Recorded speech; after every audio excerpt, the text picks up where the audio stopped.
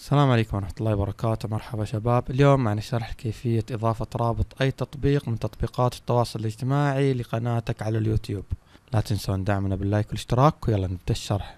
في حالة أردت إضافة رابط حسابك في أي تطبيق من تطبيقات التواصل الاجتماعي لقناتك على اليوتيوب، كل اللي عليك تسويه تحمل استوديو اليوتيوب وتدخل عليه، وبعد الدخول لقناتك على اليوتيوب تضغط في على الصفحة على اليسار على صورة الملف الشخصي، ومن هنا تضغط على علامة القلم هذه، بعدين تنزل لخيار الروابط فتضغط عليه، راح يفتح معك بهذه الطريقة. فتضغط هنا في أسفل الصفحة على خيار إضافة، وهنا تسجل العنوان اللي تبيه، تسجل مثلا تيك توك.